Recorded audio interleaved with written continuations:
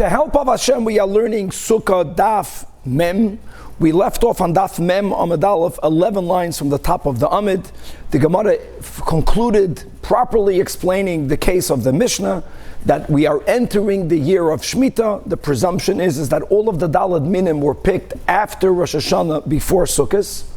And being that a lulav, as we determined, goes the year, its year, whether it's from the 6th year, whether it's considered the product of the 7th year, is determined when it emerged. So therefore, since it emerged on the 6th year, there is no problem in buying from the Amoritz the lulav, including the Hadassim and the Aravis. Masha Enkein by the Esrig, as we concluded that our Tanach follows the opinion that an Esrig its year is determined by when it was picked, basar likita, like a vegetable. Since it was picked on the 7th year, yes, it's considered peiroi shvi'is, and we have this rule midrabanan that one may not purchase from an Amoritz peiros, because the Amoritz may not take the money and use it simply to buy food. He might store the money, he might put the money in a bank account.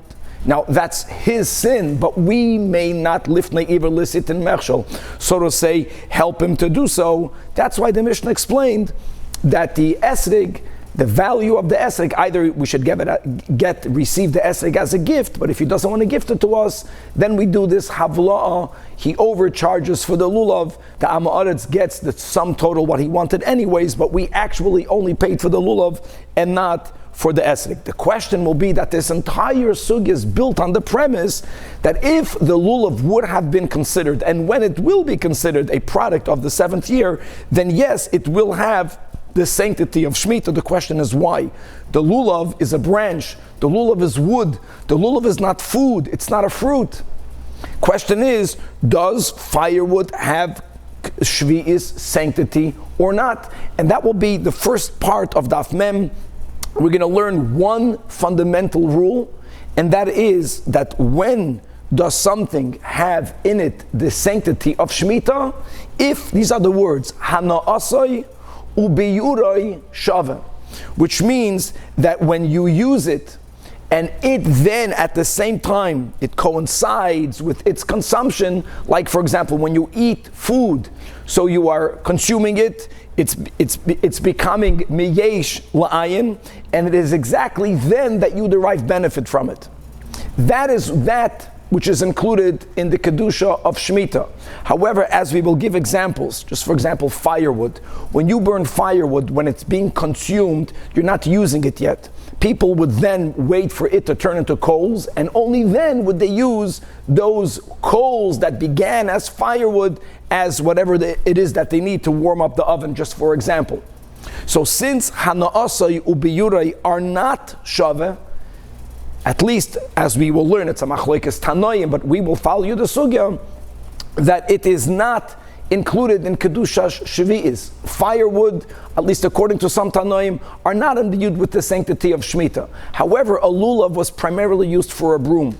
When you use a broom, as you're using it, first of all, you're deriving benefit from it, and it is exactly then that, some of the leaves are falling out, some of the leaves are running out. The benefit and its consumption is happening at the same time, so therefore a lulav is included in Kedusha Shemitah, which is why we needed to explain that our Mishnah is speaking about the scenario where the lulav grew, it had its chanata, it emerged on the 6th year. On Daf Mem Amid Beis, we're going to learn another principle that we mentioned in the beginning of the sugya of Shemitah, and that is that the Kedusha of Shemitah is transferred to money. So if you have that which grew on Shemitah and you sold it, the money also is bound by the same rules of the food, even though it's not like your typical deconsecration by Hegdish. If something has Kedushas Mammon and you deconsecrate it by the Beis HaMikdash, so then the Kedusha leaves the original item and it goes into the new item. By Shemitah, as we will learn, that which actually grew will never lose its sanctity, and all of the restrictions that therefore it will have to abide by concerning that peiros. But when you either sell it or sell it and deconsecrate it, as we'll see there is a machlokes, then its kedusha will be imbued on money or on the foods in which you transferred the kedusha to.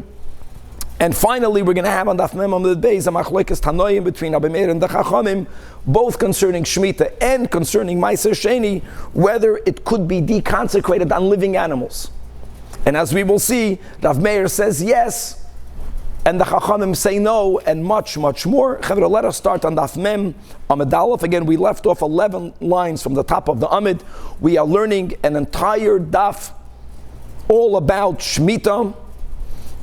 The Gemara begins by telling us that Taima, the way we explained our Mishnah, that one is allowed to purchase the lulav from the Am Ha'aretz is because, like we mentioned, lulav will follow its chanata, and being that it emerged on the tree on the 6th year, so we consider it a bar shishis, it's only hanichnas l'shviyasu, which is why it does not have kedusha, which implies that if, like we mentioned, what would happen if you're buying that dalad minim in the beginning of the 8th year, then everything will be flipped, because then fakir, the esrik, will be okay to purchase, because like we mentioned, an esrik, our Tana holds, goes basar likito. If it was harvested on the 8th year, it's no longer Shemitah. But if the lulav will be classified as a product of the 7th year, hadashvis, then indeed it will be kadosh. Now let's appreciate, in other words, lulav is not food. Yet the halacha will be that you may not buy it from the Am Ha'aretz because of that rabbinic rule that ein moisrin demei peiros shvi'is la'am ha'aretz. The question is, why? Esrig is a food, we get that. Lulav is not. Lulav should have the same status as firewood. Amai eitzim ba'almahu, the lulav is just wood. And isn't there the rule that the eitzim ein bahem mishum kedusha shvi'is, that firewood has no kedusha at all? And where do I get that from? The Tanya, it's really a braisa. And the braisa begins speaking about aleikanim, leaves of cane reeds, or va'alei gefanim, if you have leaves of a grapevine. Says the Braisa that if shegavavam l'choiva al pnei hasada, if you gathered it, gavavam means you gathered. L'choiva means for storage. You gathered it, you're not going to eat it. You gathered it for storage from the field. We're speaking about on the year of Shemitah. Says the Braisa, if liktan la'achila, if you gathered it for food. Now, people don't eat these reeds, but they give it to animals. This is very important. Even animal food, its food, for sure, is included with all of the rules and regulations of the Shemitah year. So then, yesh behem mishum kedusha shvi'is. But says the Braisa explicitly that if liktam la'etzim, if a person gathered these twigs, these reeds, simply to have more firewood, ein bohem mishum kedusha shvi'is. So the question is, it's not going to make our Mishnah problematic, but basically the Gemara is saying, why did you have to go into the whole thing that the eitzim, they emerged on the 6th year? B'chlal, a lulav should never be a problem. It should not be affected by the sanctity of Shemitah. Answers the Gemara, that's not true. Firewood, clearly, at least this Tana holds, doesn't have kedusha shvi'is. A lulav does. Why? Because since it says, and we're quoting here a pasuk from Parshas Bahar, Lochem la'achla baruch atah Adino Eloheinu melech haolam sha'akol nibudvari. Now this is amazing. This is the beginning of Parshas Bahar. We're learning about the dinim of Shemitah, and that which grows is lochem. The word lochem implies for anything you want. It's yours. Then the word la'achla is a very limiting word. La'achla means you can only use it for consumption. So says Chazal, lochem dum yada achila, which means that it's not that you may only eat it, but it has to be similar to eating it. What's eating? Misha hana asoy ubiyurei shavam. When you eat it, you benefit from it. And as you are benefiting from the food, at that moment, it's being consumed. So if and when benefit, guys, that's the key, coincides with its becoming meyesh la'ayin. If it coincides at the time that you benefit, it is then that it gets consumed. That is what you use it for. Yatsu eitzim, firewood, shahana asam when do people derive benefit from the firewood? You don't right away put food into the oven. It's not the way it works. First you burn up the wood, it becomes coal, so it already got consumed, and later you have hana'ah. Okay, so that is what, so says Rashi. Let's look inside Rashi right here towards the end of the narrow lines. Umahach drasha nami yalfinan she'ein shvi'is noyeg ela bepri ha'oimed lahano'ois halalu dehachi nami midrash krava hoisa shabbos oros lehegas b'mashalochem la'achla. And therefore what? Firewood, Rashi's girsa, is not eitzim, but Rashi's girsa is yotzu atzei hasaka shahana osam acher beyuram mishenasu gechalim, only then oifen bahem. So firewood is not included in kedusha shmita. However, lulav is different. Why is lulav different? Rashi says people primarily would use a lulav as a broom.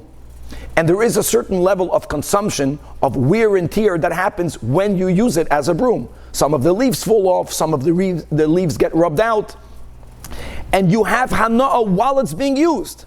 So a lulav is like food. It's taka not food, but it's enough lochem, similar to la'achla.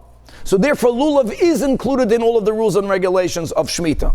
And yes, we needed to explain that our Mishnah, which allows you to buy the lulav from the Amaretz, even though there is a rule that ein moisten, the made peiris la Amaretz b'shvi'is, that's because the lulav is classified as a 6th year lulav. A 7th year lulav is like food, and it has kedusha Shemitah.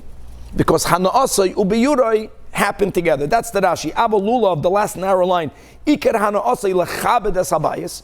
People primarily use it as a broom, and when you use it as a broom, it is then that it gets consumed, it gets burnt up, meaning gets ruined. And now hold on, how does that explain the Baraisa? Says the Rashi, just concluding that the case of the Baraisa, when you have aleikonim, leaves of cane reeds, when you have leaves of grapevines, sometimes they are used for firewood, sometimes they are used for a broom, sometimes they are used for food. So therefore, your intent for what you are gathering it will determine whether it's included in the rules of Shemitah or not. Very good. Let's go back in the Gemara. Oy bazoi, fragt the Gemara, v'ho'ika eitz in the Mishkan, there are very oily woods. There are certain woods that are so oily that people would use the wood itself as a torch. They would light it and it would burn as a torch. If the wood is not oily, it would burn up too quick. You understand? But such a wood, now you use it not for firewood, you're using that as a torch. There, your benefit, your hana'ah, does coincide with the time that it's being consumed. According to what we are learning, if someone will gather oily woods on Shemitah to use as a torch, then this should be included in the rules of Shemitah. It should have the Kedusha Shemitah, Hanasai Ubiyurei Shava. And therefore, and who says not? Why didn't the Braisa stipulate that if someone gathered wood for that, then it does have the Kedusha of Shemitah? The Braisa only gave the two options, eating, right, or firewood. L'chayra, there should be this third option. And that's a chumrah, if you had such an intent. So says the Gemara, Amar Rava, that stam eitzim lahasaka hein oimdim. Since the majority of the people gather wood for firewood, Rashi says, even if you did gather oily wood that you will use for a torch, Rashi doesn't use the words batla daita eitzel b'nei adam, but Rashi says, I don't care what your intent is. We will classify all eitzim as firewood. And therefore, since b'chlal by firewood, ein hana'asei ubiyurei shava, no firewood is imbued with any sanctity of Shemitah. There's no restrictions on that wood. Okay. So lulav, for sure, we established, is included in the rules of Shemitah. As of now, we quoted the Braisa that says that firewood is not.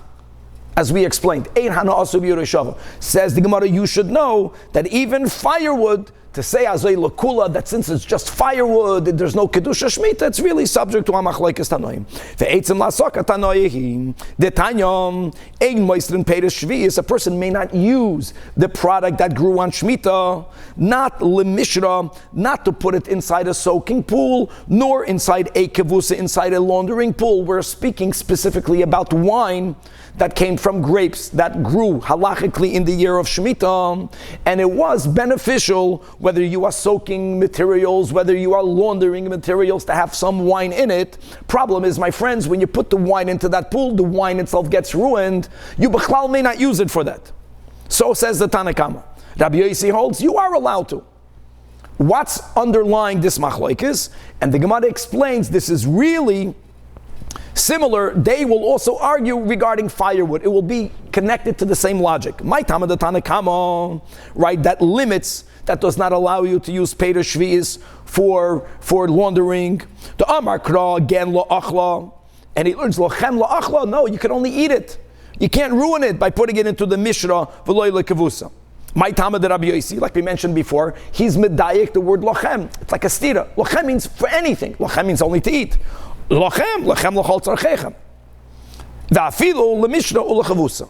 Now, each one has to explain what the other word means. U'letanakama, it says for you, l'chayda, it should allow you, it should be more permissible. So he says, like we learned above, hu lochem dumid achila, which means, when are you allowed to use it? Only misha hana osoy ubiyuroi shava. Again, that the benefit has to coincide with its consumption. Yatsu mishra ukavusa, since first it gets ruined. The benefit of laundering clothing, the benefit of soaking clothing, you only get when you wear it. That's a lot later. Doesn't happen at the same time. So you can't use it. Now hold on. Now we have to go and add, like Rashi writes in the bottom, now that we showed that the Tanakama subscribes to this rule, that what is included in Kedusha Shmita, only that Misha Hana Osoy Ubi Urei Shava, so Oy Bazoi, by the same token, firewood is completely excluded from the dinam of Shmita, as we learned above. Gavaldik. And that will coincide with the Braisa that we learned above. That if Likton, right, if a person gathered at Le'etzim, Ein Bahem Mishum Kedusha Shvi'is. But all of that is based on us accepting this Hana Asoi Ubiyurei Shava. Rabbi Yossi will disagree with that. How do I know that? Because Rabbi Yossi says that that you are allowed to soak it. In other words, because Lachem. Lachem means you can use everything for Shemitah, which would also mean that everything is included in Kedusha Shemitah. The Torah says for eating, it has to exclude something. It says La'achlo, no, that's something else. That's for one thing. There's one thing you may not use Shemitah product for, and that is La'achila v'loy l'melugma. Melugma is some sort of medicinal paste that people would use some foods for. That is something that you may not use. Anything that grew Shemitah, anything that has in it Kedusha Shemitah may not be used l'refuah, for any sort of medical application. Now, one second. Kidetanya la'achla v'loy l'lugma. The Braisa itself says, how do you know that? Maybe the Torah is saying la'achla to disallow you to use wine, to put it into this laundering pool. Maybe it's ela v'loy l'chvusa, so says the Braisa itself, lochem is inclusive. Harei l'chvusa amor. So mani mekayim la'achla, must be la'achla v'loy l'melugma. Lochem is inclusive, la'achla is exclusive. We are excluding medicinal usage. We are including that you dafka may even use it as a detergent. He says the Braiso, Mara Isol Rabbi says Sakavusa Lohitzias Amalugma Daf Mem Amid Beis. Why don't we say the opposite? Answers the Braiso, Marbania Sakavusa. If I have to pick and choose, I would rather include that which is Shava B'chaladam. Guys, all people eat, right? Every person identifies with this usage. Something is made for consumption. Masha Enkin Melugma. Melugma, anything that's used for medicinal purposes is not shava l'chaladam. It's only for people who need to have it for shalema. She'ena shava l'chaladam. Now, guys, what we have to add now is so since Chevra Rabbi Yossi, right, does not subscribe to to be Hana'asai ubiyurei shava. He doesn't subscribe to that. So my friends, Rabbi Yossi will not exclude firewood from the Kedusha of Shemitah. So that's very nice. So in other words, the Gemara, we began asking today, why B'chlal is lulav included in the Kedusha Shemitah? Why do I need it for it to be the Bar Shishis? Now we have that, according to Rabbi Yossi, we need, because even if it's only viewed like firewood, even firewood has Kedusha Shemitah. Okay. And now that we have this machlokes, says the Gemara, who is the author? Man, Tana, Lohadu, Tana, Rabbanan, guys, 3 lines from the top of Aman, Daf Mem, Amud Beis, that V'l'achla, V'loy L'melugma. Lochem L'achma, you can use the product of Shemitah, but not to use it as some sort of ointment, some sort of medicinal ointment. Also, when the Torah says La'achila, not L'ziluf. Ziluf is that it was common, especially when they would have these earthen floors, that to give the environment a good aroma, they would take aromatic wines, they would take wines that would smell good, and they would sprinkle it on the floor. You may not use wine from Shemitah for ziluf, because you're not eating it. La'achila v'loy la'asois mimenu apiktoisin. Don't turn it into some sort of substance that was used to induce vomiting. The word apiktoisin is a composite of apik means to take out, tfei means extra, and zun is food. So you may not use it into such a substance. So says the Gemara, who authored this Braisa? It must be Rabbi Yossi. Because you know what the Braisa did not mention, which was the most common use. The most common use was people would take wine and they would throw it into the laundering pool. That was a normal thing. The fact that this Braisa does not disallow you, it means the Braisa allows you to do it. The Braisa allows you to do it. Is a charaya, the irabanan, ha'ikanami mishra ukavusa, that should not have been allowed. But we are allowing it, so that is indeed the shita of Rabbi Yossi. Gevaldik Moisrin. All right, that ended the first part of today's shiur. And now, let's say like this. If you remember on Daf Lamed Tes, when we spoke about the Mishnah, you can't buy the Daled Minim from the Am Ha'aretz, we were focusing on the Esrik. What happens if you bought it? What happens if you violated this rabbinic rule of Ein Moisrin, the Mei Peres of Shemitah to the Am Ha'aretz? What do? So in the end of Daf Lamed Tes Amud Aleph, it says, then the buyer, the buyer, now there's money in the hands of the Am Ha'aretz that has the sanctity of Shemitah. The Am Ha'aretz might put it in his bank account. He may not use it for food right away and to consume it before the Zman Biur. So it says, that the buyer has to now be machalalit. So there's a concept of chilul. Chilul means, what's normally chilul? By kegdish, chilul means that if you said, this is Bedek Habayis, your coffee, the Bedek Habayis doesn't need your coffee. So you deconsecrate it on something that the temple needs, either an item or on money. Now when you do chilul, let's say by hegdish, chilul means that you remove it from the original item and it goes into that which now is holy. First of all, rule number 1, just begin with that. By Shemitah, anything that grew in the ground halachically on the year of Shemitah, even though its sanctity could be transferred, but the item that grew itself will never lose the sanctity of Shemitah. And with all of the restrictions, like we mentioned some of them, you have to use it only la'achla. You can only eat it until the time of biur. If you sell it, you can only sell small amounts of it, and the money that you receive you can only use for food again. You can't make business, meaning selling it and then putting your money away for profit. It doesn't work that way. So if you made a transference of Kedusha, rule number 1, it never leaves the product that grew, but it's effective. It will also be invested in the money, let's say, that you use to buy it. The question is, when does such a transference happen? Option number 1, only when you did a sale. Option number 2, even without a sale. The way it's done by Ma'aser Sheni. You just make a declaration, made the Kedusha of this, go into that. So that will be here, the Machlokes Amoraim, that will also continue into tomorrow. And let's read it inside. 2 opinions, Rabbi Elazar, the Amoira versus Rabbi Yochanan. Amar Rabbi Elazar. Yes, there is a concept of chilul shvi'is, not deconsecrating, not taking away the kedusha from the origin, but yes, imbuing it in the new item. But that only happens elo derach mekach, only if there was a sale. Now, before we go on, if that's the case, how will Rabbi Elazar understand the Gemara on Daf Lamed Tes Amud Aleph in the bottom, when we said that if a chaver, by mistake, he bought product from an Amma Aretz, with all the cases, even though the Amma Aretz is abiding by leaving his field abandoned, but you can't buy more than the value of 3 meals. He bought more than the value of 3 meals. So the Gemara says, then he has to be machalal that on payers that the chaver has in his house. According to Rabbi Elazar, that won't work. He's not doing a sale then. He's just making a declaration, made the kedusha, go into, it won't even work. So Tosfos on top of the Amid, as Tosfos writes also on Daf Lamed Tes, right? Let's read inside the top Tosfos. Ein shvius mischalelas, this is according to Rabbi Elazar, ela derech mekach.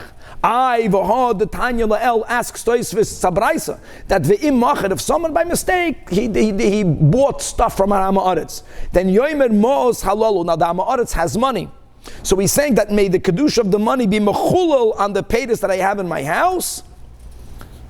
Won't work.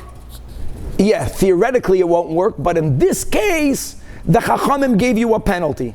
You chaver, you should have known that you may not do business with an Amma Aretz, with produce that grew on the Shemitah year, if it's more than the value of 3 meals. If you did it, you're going to have to lose. But this is going against the rule. Normally, just making such a declaration, which works by Bedek Habayis, it works by Ma'aser Sheni, but by Shemitah, it doesn't work. Another detail, just to speak out.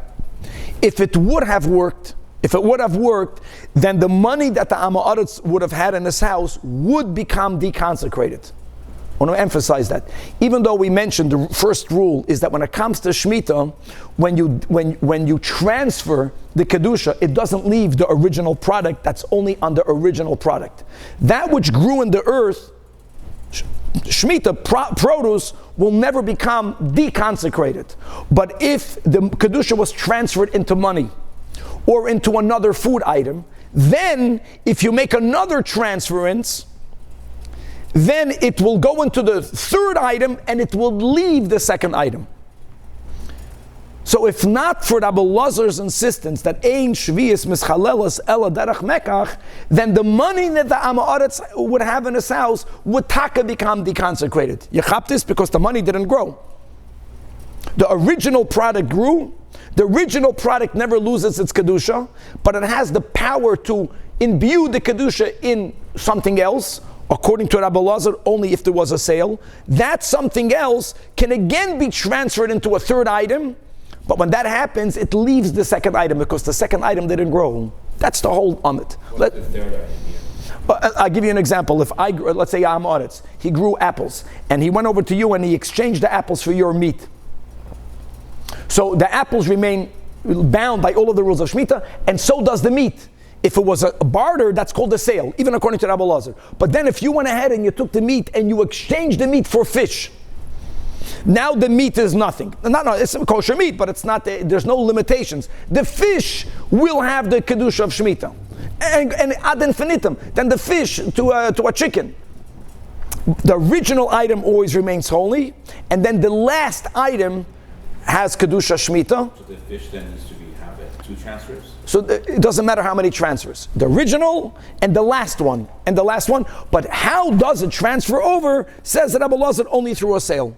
And Rabbi Yochanan says, not only through a sale, but also through any type of verbal declaration which is of chilul, which is of deconsecration. Bein derech mekach, bein derech chilul. So again, even though you don't really deconsecrate the original, but if you put 2 items one near the other, and you say, you know what, I want the kedusha of my apples that grew I want it to go into the oranges. It works.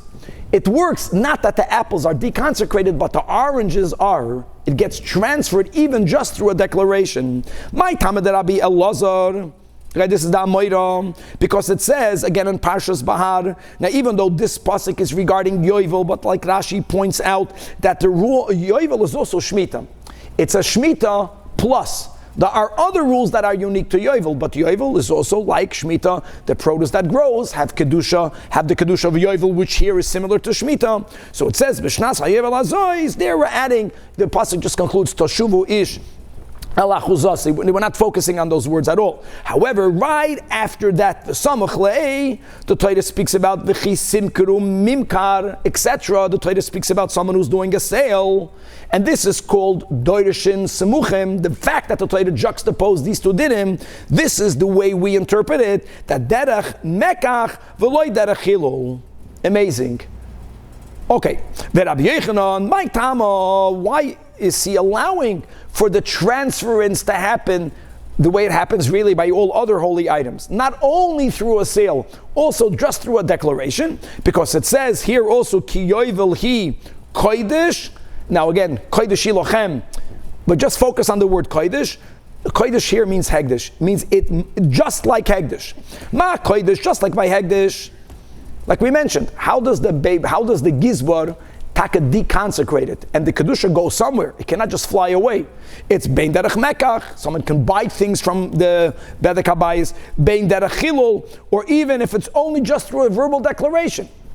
Af shvius, this process of the kedusha being imbued in something else not only happens derech mekach like Rabbi Elazar, but also bein derech chilul. And now, again, each one has to interpret the source of the other. Rabbi Yochanan, ki simkeru mimkar, which is juxtaposed, my avidloi. What does he learn from this juxtaposition? And he's also doirish smuchin. So the Gemara says that Rabbi Yochanan will learn from that juxtaposition, like it was taught by Rabbi Yossi ben Rabbi Chanina, the Tanya. Rabbi Yossi ben Rabbi Chanina. Boy, come and see, come and see how serious or how harsh is someone who violates that which is called only the dust of Shemitah. Now, we have this in so many other areas, right? There's avak ribis, avak lashon hara. Avak means that there is the primary violation, and then there are things that are not as serious, but they're called like the dust of. Avak is not limited to rabbinic rules. By ribis, we will not use the word avak if it's biblical ribis. But over here, Shemitah, the proper Shemitah is if I am violating a negative commandment. Then I'm violating Shvius proper. Anything that is prohibited, even if it's mid'oraisa, but it's not because God says thou shall not. Like, for example, selling produce of Shemitah to gather the money. Doing business, doing schayra, again, we learned yesterday, you can sell a little bit, as long as it's just another way for you to get money to eat right now. But proper business, to make profit, to save the profit, is prohibited. It's prohibited biblically, but you're not violating a lav. It's called a lav haba mechlal asay. The Torah says, lochem lo achla. It's for you to eat, and not for anything other than eating. Okay, that's called. So come and see that even if a person only violates the avak of shvi'is, he's going to be punished. And what's the punishment? That's the juxtaposition. That if a person adam noisev noisen bepeder shvi'is, what happens at the end? L'soif moicheres metaltol of askelav, he will become impoverished. Initially, that he'll have to sell his belongings. Shenemer, as it says, b'shnas hayovel azois teshuva ish ala chuzasoi. That's the juxtaposition. And v'samach lei v'chisim keru mimkar la'amisecha. And by the way, Rashi brings this in Chumash. And then if a person doesn't do tshuva, right, doubts the whole, then after he sells his property, then he'll have to sell his property, God forbid. All of this begins with not honoring the Shemitah and the Yovel. And God forbid, at the end, the person will have to sell himself. So he learns that from the juxtaposition, but not that we limit the power of transference only to a sale. No. According to Rabbi Yochanan, any type of chilul, that same type of chilul that works for Hegdish and for Meiser Sheni, will be the same type of chilul that's going to work for Peiros Shvi'is. Now, for Rabbi Elazar, Hai Kra de Rabbi Yochanan. The Torah says Kodesh, right? Kodesh ti Elochem. So Rabbi Yochanan learns it's like Hegdish. My Yavid lei, he also has a limit. Mi boy lei lechedatanyam. Ki yovel he Kodesh. Ma Kodesh toifes as damav. How do you know that Bachlal you can transfer the Kedusha into something new? That is what we learned from Hegdish. That if Bedek HaBayis has an item that's holy, and that Kedusha is exchanged for, it's imbued into something else, the second item taka becomes holy. Af shvi'is toifeses es tomel. Okay. And now says the Gemara, I want you to know that this machloikas amoyroim is actually a machloikas tanoim. Tanya kavasa de Rabbi Lazar and Vitanya kavasa de Rabbi Yechanan. Tanya kavasa de Rabbi Lazar. Shvi'is toifeses es domeha. And indeed, from this pasuk is not being learned the way Rabbi Yechanan learns it. Shenemar ki yovel hi kodesh ti alochem ma kodesh toifes es domeha af, and therefore va'asur. All of the rules of Hegdish will go into that money. Even though the person was never Magdish the money, I don't care. Someone, the Gizbar, transferred the money, transferred the Kedusha into the money or into another item. Af Shavi is Toifeses as Domeha. And the new item into which this transference happens will be Asr, which means it will be bound to the same rules and regulations of Shemitah. However, there is one huge difference, that when you are machalel hegdish, the original hegdish becomes mechulal, it becomes chulin, it becomes deconsecrated, but not by Shemitah. The item that grew never becomes deconsecrated. Ma kodesh toifes damav, and the original item is fully yoitzel chulin. Now, guys, I just want to take a quick pause. Yoitzel chulin is in the case of Bedek Habayis. If you remember, if someone was magdish an animal that was at one point worthy, able to go on the Mizbeach, first of all, you can't deconsecrate it so quick. It has to first get blemished. And even after it gets blemished, and then you taka deconsecrate it, it's not like all of the Kedusha left. There is a residue of Kedusha. It's asur begizr va'avoida. There are restrictions on it. It doesn't contradict anything. There are details. But if it didn't, even there, it did go enough out l'chulin that the buyer can eat it. He can sell it. He can't sell it in the meat market, putting it on weights, but he can even sell it by approximation. It goes out l'chulin. Either the notch of kedusha substantially goes down, or it completely goes away. But by Shemitah, it's not that case. That's the key. That which grew on Shemitah, even if you're going to go with Rabbi Lazar, you can only transfer it through a sale. Make a sale. Doesn't help. The original item remains holy. The new item is holy. Same level of Kedusha. Now, ma kodesh toifes as dama v'yoytza l'chulin, af shvi'is toifeses as dama v'yoytzas l'chulin, Talmud loimed, it doesn't go out l'chulin. Why is that? Because the Torah says the words tihiyah, right? Ki yovel hi kodesh. Tihiyah, the word tihiyah means b'havayasa tehei. It so remains always. It's constant kedusha. So ha'ketzat, so what exactly will happen? So that's the case. That lokach bepeiros shvi'is basar. Okay, mamash, what you asked. Let's say you own a field. Now in Shemitah, you don't own it, everything is abandoned. So whether you picked it from your own field with everyone else or you picked it from your neighbor's fields, it's the same thing. We are allowed to pick fruit of shvi'is for us to eat, as long as some of that is still in the fields. Okay, a person took those peiros, and like we mentioned, you are allowed to sell product of Shemitah. It's not the way people think you can't do business, you can't sell it all. But you are limited, you can only sell a little bit.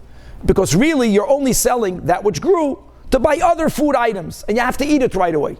So he's giving an example. Someone is selling meat. He's charging, for a steak, $50. So it's Shemitah. So we go to the field, we pick enough produce worth $50, we're allowed to do that, from anyone's field, and we give it to the guy who sells meat. Even according to Rabbi Lazar now, notice there was a sale. So what happens? Eilu ve'eilu misbaram b'shvi'is. The fruit that grew remains imbued with Kedusha Shemitah. It doesn't leave it. So the example that Baraisa is giving is that the fruit and now the meat can only be eaten if this food type is still out there in the field for wild animals to eat. With all of the details, where is out there, that Eretz Yisrael is divided into 3 territories. There are 3 Medinas, not 1 Medina, 3 Medinas. And if in this region where I picked the fruit from, if there is somewhere in this region, some of it's still out there in the field, then I'm still allowed to consume it.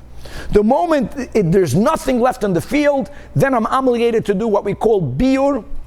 Peiros Shvi'is. Biur Peiros Shvi'is is a big machlokes Rishonim what that means. Some Rishonim understand you have to push it, burn it.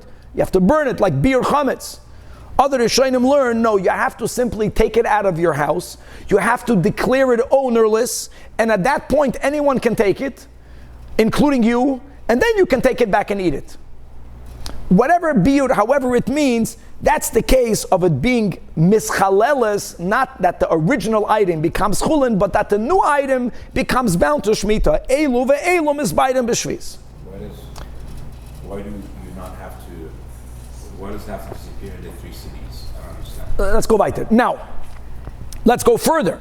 Now that the meat, which is already not that which grew, it's the item that now acquired through chilul, through mekach, it acquired the kedusha. Now what? Let's keep on moving. Now let's say the guy who wanted the meat changed his mind. He doesn't want meat. He saw his neighbor has fish.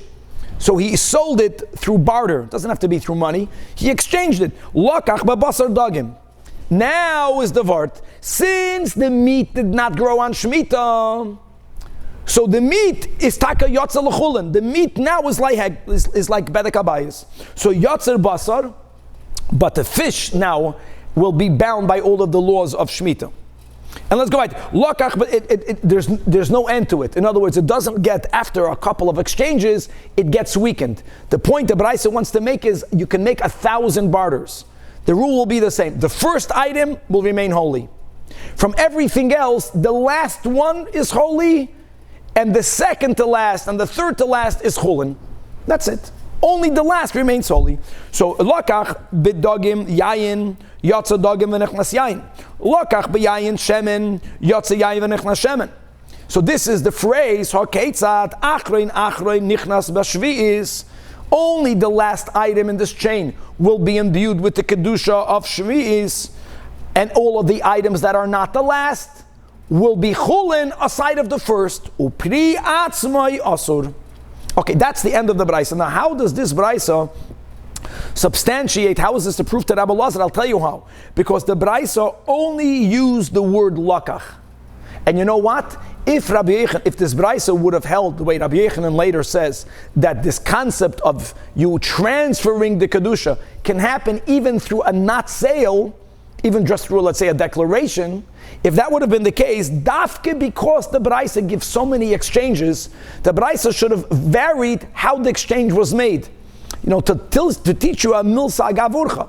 The Braisa only says lokach, right? Lokach basar b'dagim, lokach b'dagim, lokach yain b'shemen. You know, the Braisa should have not only added more items, the Braisa should have said mechalel, a person who did a verbal declaration, even the same owner. If I own meat and I own fish, and I could have said, you know what, the kedusha should go to the fish. The fact that only lokach, that's all it's written. That this whole power of transferring the kedusha, whether you're removing it, which you can't from the original, but you could from the second, you could from the third, however it's going to be done, only derech mekachin, derech chilul. So and this Braisa will be a source for Rabbi Elazar. We're not going to refute Rabbi Yechanan because Rabbi Yechanan has another Braisa. Tanya kavasad Rabbi Yechanan echad shvi'is ve'echad meiser sheni. Both of them could be deconsecrated. Again, not the same. By Meiser Sheni, the product that grew from my land over there in the Golan Heights, when I exchanged it on money, which I'm allowed to do, either because we just read this in Parshas today, ki yirba mimcha derech, or because ki yirchak mimcha amakayim, whatever justification, then the product that grew of Meiser Sheni, mamash chulin. The money is mois Meiser Sheni. The money has to be taken to Yerushalayim. The money has to be used exclusively to buy food and drink. We're not to get confused. By Shemitah, it's not that way, as we just learned. The original item always remains holy with Kedusha Shemitah. But we're not looking at that. We're looking at it being transferred to something else. And you could transfer Meiser Sheni. Meiser Sheni, by the way, doesn't only have to be transferred on money. Meiser Sheni can be transferred on other food. Let's say I want to schlep food, but bananas are going to turn yellow-brown quick. I want to exchange it on another food item that will have a longer shelf life. That's another reason why you'll exchange it on food. So you can exchange Meiser Sheni, you can exchange Shemitah, not only on money, but on other things. The question is on what things? So you can only exchange it on food. Question is what food? What about living animals? That's the machlekes in this Tanach. That echad shvius ve'echad ma'aser sheni. Yes, mischalalin al behema chayev ha'oif. You can transfer or imbue its kedusha on a domesticated animal, on a non-domesticated animal, on a fowl. And here is the chiddush. Avada, if it's already a product ready to eat, if it's geshachten, says Rabbi Meir, bein chayin u bein shchutin, even if it's alive. By the way, that's a great way to keep things fresh. So now you go ahead and you take the animal to Yerushalayim. Chachamim hold al shchutin, yes, mischalalin, but al chayin ein mischalalin. The question is, why not? So as the Chachamim say in this Braisa, this is not a Psad Din Torah, it's not based on a pasuk, it's a Gzeira de Rabbanon. Gzeira Shema Yigadel Mehem Adorim. A person might want to raise these living animals into flocks. Now, what's the problem with that? We'll have to read the Rashi, because there's one issue by Ma'aser Sheni, there's a different issue by Shvi'is. So let's read inside the Rashi, 6 lines before the bottom of the Amid. Shema Yigadel Mehem. What says Rashi? Yishem Yashem etzloi, you're going to have them linger with you. You're going to keep them by you. You're not going to take them to Yerushalayim. Let's begin with Ma'aser Sheni. Legadol v'lodos. Because if you're going to determine, wow, I want to have a whole flock of Ma'aser Sheni. And guys, your intent is always that whenever you'll decide to eat it, you're going to only eat it in Yerushalayim. So you don't know you're doing something wrong, but you are doing something wrong. Why? Because v'nimtza mashe ma'asroisav. You are delaying the usage, the consumption of Ma'aser, here Ma'aser Sheni.